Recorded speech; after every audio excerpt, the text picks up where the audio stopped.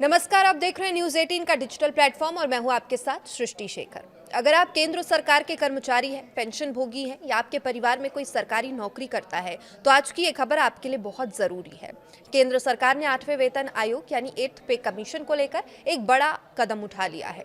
सरकार ने आयोग के टर्म्स ऑफ रेफरेंस को मंजूरी दे दी है, यानी अब ये साफ हो गया है कि नया वेतन आयोग किन किन मुद्दों की समीक्षा करेगा और किन कर्मचारियों एवं पेंशन भोगियों को इसका लाभ मिलने वाला है।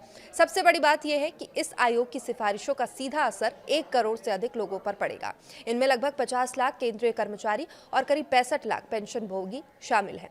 तो आइए विस्तार से जानते हैं कि 8वें वेतन आयोग को टीओआर में क्या क्या शामिल किया गया है और सैलरी में क्या बदलाव हो सकते हैं। डीए, एचआरए, पेंशन, एनपीएस और बोनस को लेकर क्या नई बातें सामने आई हैं और आखिर किन कर्मचारियों को इसका फायदा मिलेगा। सबसे पहले बात करते हैं आयोग की संरचना की। सरकार के अनुसार 8वां वेतन आयोग एक अस्थायी निकाय होगा। इसमें एक अध्यक्ष, एक पार्ट टाइम सदस्य और एक सदस्य सचिव शामिल होंगे। आयोग को अपनी अंतिम रिपोर्ट सरकार को सौंपने के लिए 18 महीने का समय दिया गया। हालांकि यदि आवश्यकता महसूस होती है तो आयोग बीच में अंतरिम रिपोर्ट भी प्रस्तुत कर सकता है। अब सबसे महत्वपूर्ण सवाल यह है कि सैलरी में क्या आखिर बदलाव होने वाले हैं। सरकार ने अपने टर्म्स ऑफ रेफरेंस यानी टीओआर में साफ किया है कि कर्मचारियों के मौजूदा पे मैट्रिक्स और वेतन संरचना की पूरी समीक्षा की जाएगी। आयोग ये जांच करेगा कि वर्तमान वेतन व्यवस्था को किस तरह से अधिक तर्कसंगत बनाया जाए ताकि सरकारी सेवाओं में योग्य और प्रतिभाशाली लोगों को आकर्षित किया जा सके। इसका मतलब यह है कि सिर्फ वेतन बढ़ाने पर ही नहीं बल्कि पूरी सैलरी स्ट्रक्चर को आधुनिक जरूरतों के अनुसार तैयार करने पर जोर दिया जाएगा। अब बात करते हैं महंगाई भत्ते यानी डीए और अन्य भत्तों की। 8वें वेतन आयोग ने टीओआर में स्पष्ट रूप से कहा कि महंगाई भत्ता यानी डीए, पेंशनर्स के लिए महंगाई राहत यानी डीआर और हाउस रेंट अलाउंस यानी कि एचआरए सहित विभिन्न भत्तों की समीक्षा की जाएगी। वर्तमान व्यवस्था का अध्ययन करके आयोग नई सिफारिशें देगा ताकि बदलती आर्थिक परिस्थितियों के अनुसार कर्मचारियों को उचित लाभ मिल सके।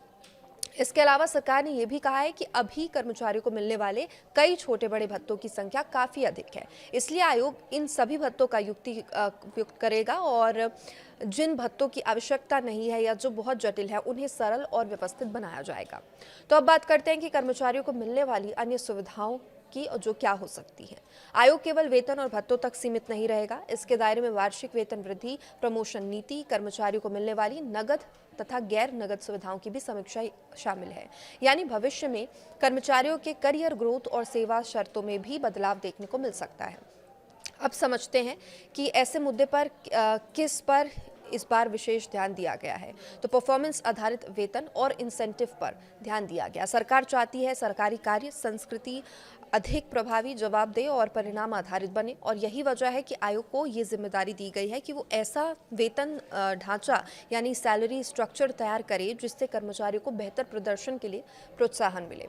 इसके अलावा वर्तमान बोनस योजनाओं की समीक्षा की जाएगी। संभावना है कि भविष्य में बोनस को केवल सेवा अवधि के बजाय कर्मचारियों के प्रदर्शन और उत्पादकता से भी जोड़ा जा सकता है। इसके अलावा उत्कृष्ट कार्य करने वाले कर्मचारियों के लिए कई इंसेंटिव स्कीम की भी सिफारिश की जाएगी जिसमें वित्तीय और प्रदर्शन आधारित दोनों प्रकार के मापदंड शामिल हो सकेंगे। अब बात करते हैं पेंशन भोगियों के लिए सबसे महत्वपूर्ण अपडेट की। 8वां वेतन आयोग पेंशन से जुड़े सभी महत्वपूर्ण पहलुओं की भी समीक्षा करेगा। अगर कोई कर्मचारी राष्ट्रीय पेंशन प्रणाली यानी एनपीएस या यूनिफाइड पेंशन प्रणाली यानी कि यूपीएस के अंतर्गत आता है तो उसके लिए डेथ कम रिटायरमेंट ग्रेच्युटी के नियमों की समीक्षा की जाएगी और आवश्यक बदलाव सुझाव जाएंगे। और वही कर्मचारी एनपीएस या यूपीएस के दायरे में अगर नहीं आते तो उनके लिए भी मासिक पेंशन और ग्रेच्युटी की समीक्षा की जाएगी। इतना ही नहीं, आयोग बिना अंशदान वाली पेंशन योजनाओं की वित्तीय लागत का भी आकलन करेगा ताकि सरकार भविष्य की वित्तीय जिम्मेदारियों का सही अनुमान लगा सके। अब सवाल यह है कि आयोग अपनी सिफारिशें किन आधारों पर देगा। सरकार ने टीओआर में साफ कहा है कि आयोग केवल कर्मचारियों के हितों को नहीं देखेगा बल्कि देश की आर्थिक स्थिति को भी ध्यान में रखेगा। सबसे पहले आयोग ये सुनिश्चित करेगा कि नई वेतन व्यवस्था लागू होने से सरकार के वित्तीय संसाधनों पर अत्यधिक बोझ न पड़े। साथ ही ये भी देखा जाएगा कि वेतन और पेंशन में वृद्धि के बाद भी विकास परियोजनाओं और जन कल्याणकारी योजनाओं के लिए पर्याप्त बजट उपलब्ध रहे। और एक और महत्वपूर्ण पहलू ये है कि आयोग राज्य सरकारों पर पड़ने वाले प्रभाव का भी अध्ययन करेगा। आमतौर पर केंद्रीय वेतन आयोग की सिफारिशों के बाद कई राज्य सरकारें भी अपने कर्मचारियों के लिए समान व्यवस्था लागू करती हैं। इसलिए राज्यों की वित्तीय स्थिति का मूल्यांकन भी इस प्रक्रिया का हिस्सा होगा। इसके अलावा आयोग सार्वजनिक क्षेत्र के उपक्रमों यानी कि सीपीएसयूज और निजी क्षेत्रों में मिलने वाले वेतन सुविधाओं और कार्य परिस्थितियों की तुलना भी करेगा, ताकि सरकारी कर्मचारियों के लिए एक संतुलित और प्रतिस्पर्धी वेतन ढांचा तैयार किया जा सके। अब जानते हैं कि आखिर किन कर्मचारियों को 8वें वेतन आयोग का लाभ मिलेगा। इसकी सिफारिशें केंद्र सरकार के विभिन्न विभागों और एजेंसियों के कर्मचारियों पर लागू होगी। इनमें औद्योगिक और गैर औद्योगिक केंद्रीय कर्मचारी शामिल हैं। अखिल भारतीय सेवाओं के अधिकारी भी इसके दायरे में आएंगे और सशस्त्र रक्षा बलों के कर्मचारी भी इससे लाभान्वित होंगे। केंद्र शासित प्रदेशों के कर्मचारी भी आयोग की सिफारिशों के पात्र होंगे। भारतीय लेखा परीक्षा और लेखा विभाग के अधिकारी कर्मचारी भी इसमें शामिल हैं। संसद के अधिनियमों के तहत स्थापित नियामक निकायों के सदस्य कर्मचारी, हालांकि भारतीय रिजर्व बैंक इससे बाहर रहेगा। इसके अलावा सुप्रीम कोर्ट के अधिकारी कर्मचारी, केंद्र शासित प्रदेशों द्वारा वित्त पोषित हाई कोर्ट के कर्मचारी तथा केंद्र शासित प्रदेशों की अधीनस्थ अदालतों के न्यायिक अधिकारी भी इस आयोग के दायरे में शामिल किए गए। अब सबसे बड़ा सवाल, क्या कर्मचारियों की सैलरी में भारी बढ़ोतरी होगी? फिलहाल सरकार ने केवल टर्म्स ऑफ रेफरेंस यानी टीओआर को मंजूरी दी है। इसका मतलब ये है कि अभी किसी नई सैलरी फिटमेंट फैक्टर या वेतन वृद्धि की आधिकारिक घोषणा नहीं हुई है।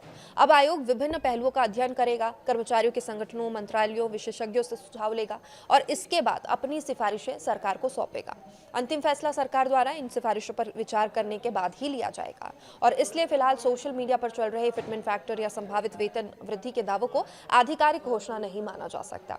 तो कुल मिलाकर 8वें वेतन आयोग का दायरा केवल वेतन वृद्धि तक सीमित नहीं है। इसमें salary structure, DA, DR, HRA, कुछ और भत्ते, प्रमोशन, वार्षिक वेतन वृद्धि, प्रदर्शन आधारित bonus, incentive, NPS, UPS, pension, gratuity, कर्मचारियों की कार्य संस्कृति जैसे महत्वपूर्ण सब्जेक्ट्स या विषय है वो भी शामिल किए गए हैं। यदि आयोग समय पर अपनी रिपोर्ट देता है और सरकार उसकी सिफारिशों को मंजूरी देती है तो आने वाले समय में केंद्रीय कर्मचारियों और पेंशन भोगियों के लिए वेतन एवं सेवा शर्तों में बड़े बदलाव देखने को मिल सकते हैं।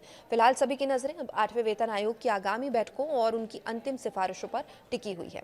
तो ऐसे ही महत्वपूर्ण सरकारी अपडेट्स और वेतन आयोग से जुड़ी, सरकारी कर्मचारी और पेंशन से जुड़ी सबसे बड़ी और सबसे पहले खबर पाने के लिए आप हमारे साथ जुड़े रहिए।